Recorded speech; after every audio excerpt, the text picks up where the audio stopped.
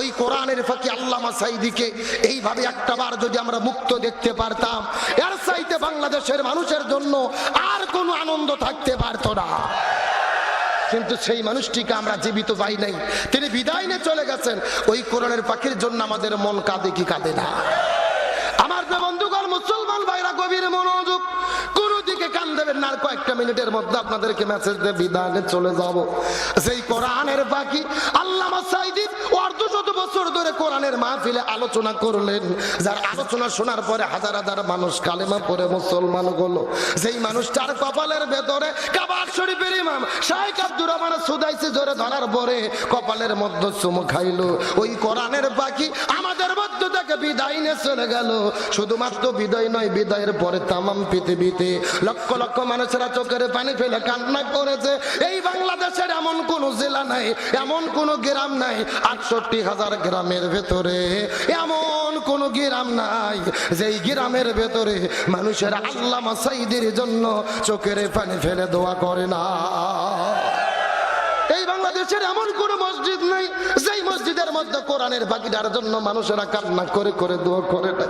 আল্লামা মামুনুল হক মুফতি হলো, মুফতি আমির হামজা ভাই মুফতি হলো, মানুষের মনে আনন্দ, কত খুশি আর কত আনন্দ জমেছে। আমার একটাবার মনে বারবার মনে হলো, ওই কোরআনের পাখিটা যদি বেঁচে থাকতো আর বাংলার জমিনে যদি তিনি মুক্তি হইতো, জীবন্ত অবস্থায় যদি ওই খাঁচা থেকে মুক্তি হয়ে বের হয়ে আসতো, আমার তো মনে বলে রে, এই বাংলাদেশের এমন কোন মাঠ নাই, এমন কোন জায়গা নাই যেই জায়গায় মানুষের জায়গা দেওয়া যেত।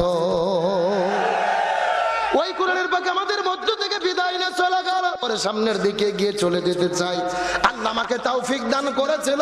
ওই কোরআনের পাখি আল্লামা সাঈদীর জানাজার ভেতরে আল্লাহ তাআলা আমাকে উপস্থিত হওয়ার মতো তৌফিক দান করেছিল। আমি সরাসরি তার জানাজার মধ্যে উপস্থিত হয়েছিলাম।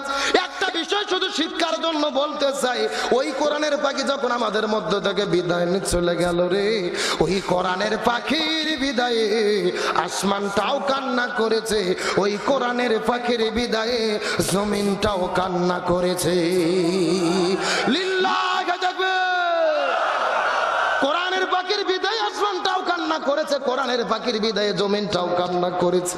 এখন আপনারা জিজ্ঞেস করবেন, হুজুর এটা আপনি কেমন কথা বললেন? ওই হাদিসের মধ্য থেকে গবেষণা করে আপনাদেরকে একটা মেসেজ দিয়ে বলতে চাই, ওই কোরআনের পাখি যখন আমাদের মধ্য থেকে বিদায় নিয়ে চলে গেল, এই বাংলাদেশের ৬৪টা জেলার ভেতরে ঝিরি ঝিরি ঝিরি ঝিরি গুড়ি গুড়ি গুড়ি গুড়ি বৃষ্টি বর্ষণ হওয়া শুরু হলো। পরবর্তী ২৪ ঘন্টার ভেতরে তামাম বাংলাদেশের ৬৪টা জেলার মধ্যে বৃষ্টি নাজিল হলো। ২০-৩০ বছরের রেকর্ডটা ভঙ্গ হয়ে গেল। এই বাংলাদেশের রেকর্ড হলো, ঠাকুরগাঁয়ে বৃষ্টি হলে পঞ্চগড়ে বৃষ্টি হয় না, আবার পঞ্চগড়ে বৃষ্টি হলে দিনাজপুরে হয় না, আবার দিনাজপুরে বৃষ্টি হলে চট্টগ্রাম সিলেটে হয় না রে। অথচ কোরআনের পাখির বিদায়ের ২৪ ঘন্টার ভেতরে পুরো বাংলাদেশে আল্লাহ তাআলা বৃষ্টি নাজিল করেছে। আমার বন্ধুগণ, মুসলমান ভাইরা গভীর মনোযোগ, এই জায়গার মধ্যে শেষ নয়। ওই কোরআনের পাখি যখন আমাদের মধ্য থেকে বিদায় নিয়ে চলে গেল, আমি তার জানাজাটা পড়ার জন্য বগুড়া থেকে ঢাকার উদ্দেশ্যে রওনা করলাম।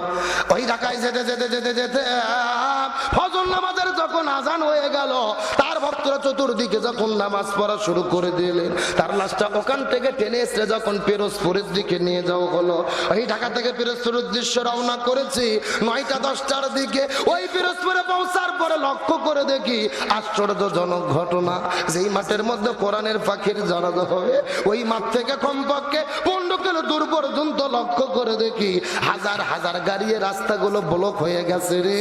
আর চতুর্দিক থেকে লক্ষ লক্ষ মানুষেরা ওই কোরআনের পাখিটাকে একটা নজর দেখার জন্য পাগলের মতো তারা দৌড়ে দৌড়ে ছোটাছুটি করতেছে।